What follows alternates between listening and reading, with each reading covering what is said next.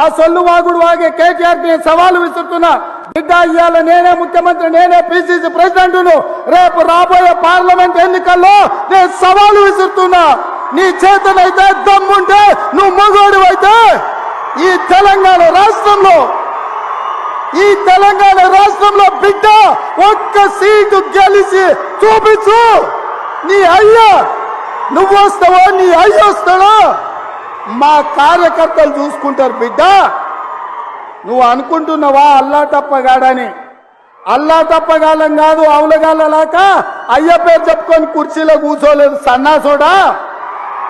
కింది నుంచి కార్యకర్తగా కష్టపడి జెండాలు మోసి లాఠీ దెబ్బలు తిని నీ అక్రమ కేసులు ఎదుర్కొని చెర్లపల్లి చెంచల్గూడ జైల్లో మగ్గినా భయపడకుండా లొంగిపోకుండా నిటారుగా నిలబడి నిన్ను, నీ అయ్యను, నీ బావను బొందబెట్టి ఇవాళ కుర్చీలో కూర్చున్నాం.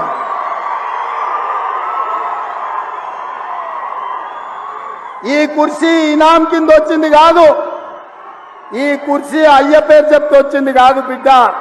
నల్లమల్ల అడవి నుంచి తొక్కుకుంటూ వచ్చి నీలాగట నెత్తి మీద కాలు పెట్టి తొక్కి ఆ కుర్చీలో కూర్చోబెట్టింది మా కార్యకర్తలు. ఇవాళ కుర్చీ ఉందంటే అది మా కార్యకర్తల త్యాగం. ఇవాళ కుర్చీ ఉందంటే మా కార్యకర్తల పోరాటం.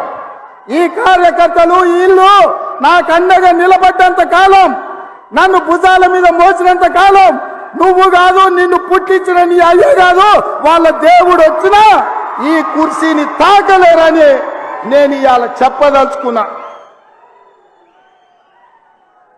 ఇవాళ ఆయన మాట్లాడుతుండు, మేము సోషల్ మీడియా ఉంటే నేను గెలిచేటోళ్ళమని. అరే సన్నాసోడా, ఉన్న టీవీలన్నీ సుట్టపొల్లవే కదరా. మాకేమన్నా టీవీ ఉందా? మాకేమన్నా పేపర్ ఉందా? మా అయ్య చూపించుకోవడానికి ఏమన్నా టీవీ ఇచ్చిండా? రాసుకోవడానికి ఏమన్నా పేపర్ ఇచ్చిండా?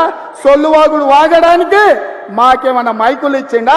సాయంత్రం పూట సేద తీయడానికి జూబ్లీహిల్స్ లో సినిమా వాళ్ళ గెస్ట్ హౌస్లు ఏమన్నా మాకు ఇచ్చిండా? ఏమిచ్చిండా? మా కార్యకర్తలు కష్టపడితే, మా కార్యకర్తలు నిలబడి కొట్లాడితే మాకు ఇవాళ ఈ అధికారం వచ్చింది. ఇవాళ నువ్వు చేసే తప్పుడు పనులు మా కార్యకర్తలు సోషల్ మీడియాలో పెట్టారు.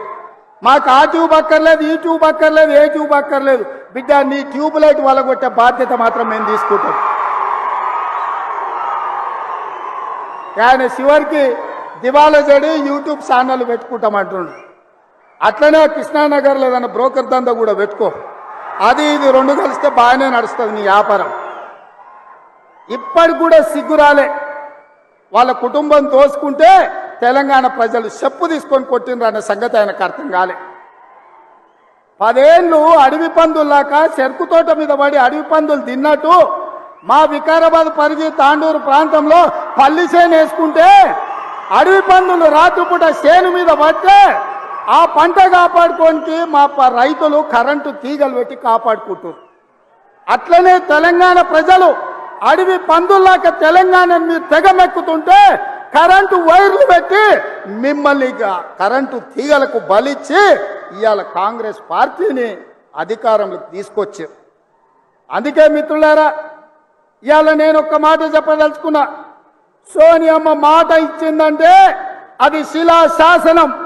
సోనియమ్మ గారు ఏదైతే మాట ఇస్తే అది శిలాశాసనం. ఆ శిలాశాసనాన్ని అమలు చేయడానికి మా ఊపిరి పోయినా, మా రక్తం దారబోసైనా అమలు చేసే బాధ్యత నా మంత్రివర్గం, నా మిత్రులందరూ కలిసి తీసుకుంటాం. ఇవాళ ఇచ్చిన మాట నిలబెట్టుకోవడానికి కాంగ్రెస్ పార్టీ సిద్ధంగా ఉంది. అందుకే 6 గ్యారంటీలలో డిసెంబర్ 9 నాడు ఆర్టీసీ బస్సు, రాజీవ్ ఆరోగ్యశ్రీ అమలు చేస్తే ఇవాళ మా పేదలకు ఆనాడు కట్టెల పొయ్యితో కన్నీళ్లతో క్యాన్సర్ వచ్చి చచ్చిపోతున్న ఆడబిడ్డలకు ఆ ఎల్ల యూపీఏ ప్రభుత్వంలో సోనియమ్మ దీపం పథకం ద్వారా గ్యాస్ పొయ్యి సిలిండర్ ఇచ్చి 400కే ఆ ఎల్ల సిలిండర్ ఇచ్చింది. కానీ నరేంద్ర మోడీ అధికారంలోకి వచ్చి కేసీఆర్